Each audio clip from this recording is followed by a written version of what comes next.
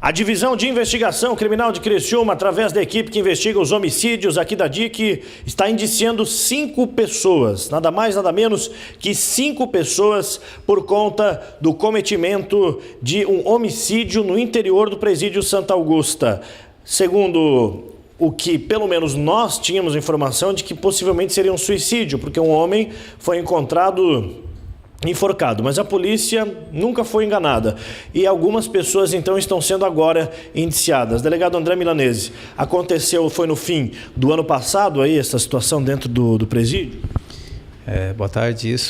Esse fato ocorreu no dia 27 de dezembro, no final do ano passado, na Galeria E, do presídio Santa Augusta, em que foi a área considerada do seguro, onde são os presos que estão sofrendo algum tipo de ameaça ou tem algum problema em permanecerem no convívio do presídio.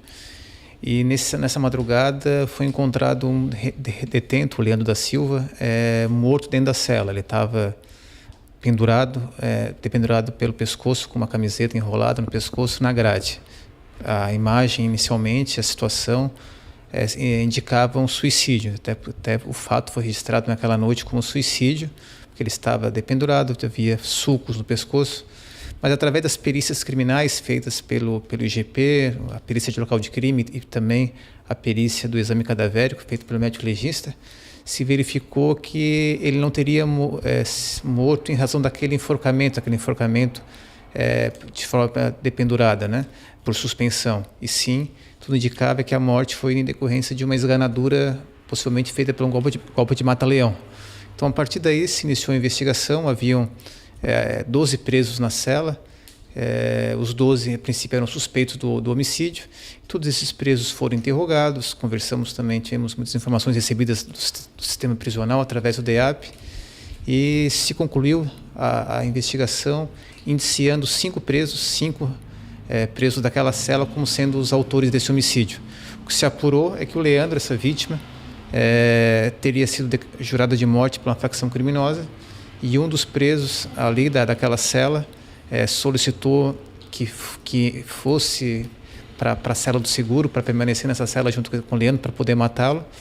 E com o apoio de outros 4 detentos, durante a madrugada, eles derrubaram o detento no chão, o Leandro no chão, deram esse golpe de mata-leão até ele vir a falecer. A morte foi por asfixia e depois simularam esse suicídio dependurando o corpo pela grade. Mas através de, como falei, prova testemunhal, denúncias recebidas pelo presídio, a gente tem bastante convicção de que esses 5 presos que estão sendo agora indiciados, inclusive foi solicitada a prisão preventiva deles, vamos ver se o judiciário vai deferir, mas a gente tem certeza que esse crime foi praticado por esses 5 presos que foram indiciados. E agora, o que acontece, né? Porque todos eles já estão dentro do presídio, né? No caso de prisão preventiva ou não, no que isso mudaria?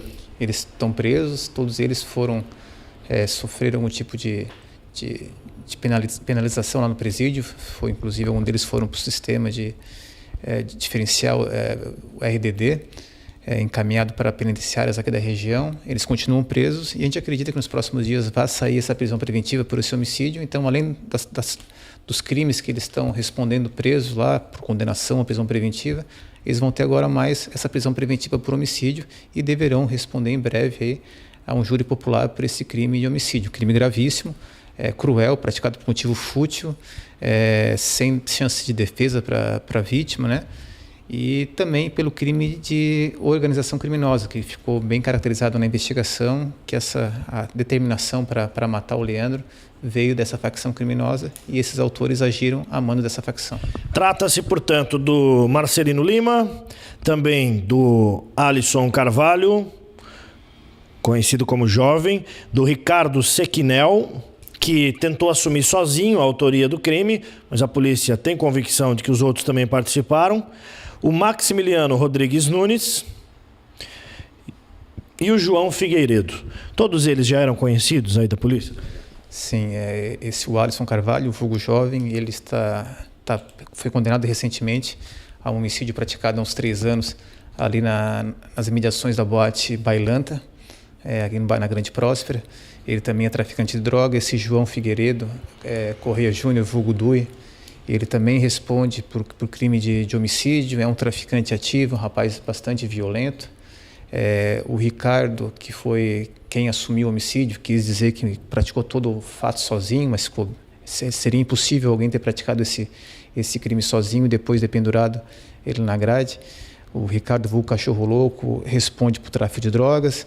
O Marcelino e o Maximiliano também têm passagens criminais, todos estão presos ou condenados ou preventivamente, e acreditamos que agora permanecerão presos por mais um bom tempo em razão desse crime de homicídio.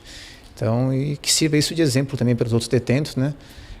Que os casos ocorrentes de morte que vem ocorrendo no presídio estão sendo identificados. Tivemos também uma agora no começo do ano, nos primeiros dias do ano, dia 2 de janeiro, em que está preso preventivamente um autor desse homicídio. A investigação desse caso está em prosseguimento.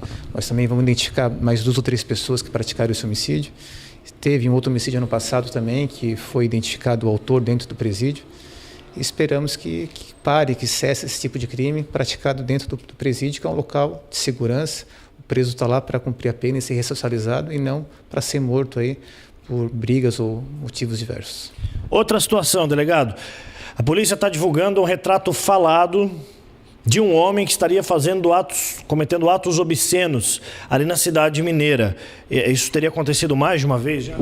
Essa informação, o primeiro BO foi registrado dia 27 de março. Uma senhora registrou essa boletim de ocorrência, dizendo que estava caminhando no bairro da cidade mineira, nas mediações de um colégio, e um homem branco, alto, forte, de bicicleta, teria mostrado o órgão sexual para essa senhora. Durante esses 2, 3 dias nós fizemos algumas diligências pelo bairro e tivemos informação que não foi um caso isolado, ocorreu já 2 ou 3 vezes com outras mulheres, né? Então, por esse motivo, a gente optou em fazer esse retrato falado. A vítima relata que a imagem que está sendo mostrada agora é muito parecida com o autor desses atos obscenos. A gente pede que a população que por acaso identifique esse autor, ou venha também alguma vítima que tenha sido molestada por essa pessoa, procura a delegacia para registrar, e quem por acaso souber quem é essa pessoa, que também procure que a delegacia diga através dos nossos telefones, né? 181, que é o disco de denúncia, ou então o telefone da delegacia, 461-9800, para que a gente possa identificar essa pessoa e ele responda pelos crimes que ele vem praticando. Ok, obrigado então, delegado André Borges Milanês. Então, se você viu, se você conhece esse homem, entre em contato com a Polícia Civil, porque ele tem feito que não se deve ali, né, com algumas mulheres ali nesta região. Com imagens de Nilson Carioca, João Zanini, em mais uma reportagem de polícia.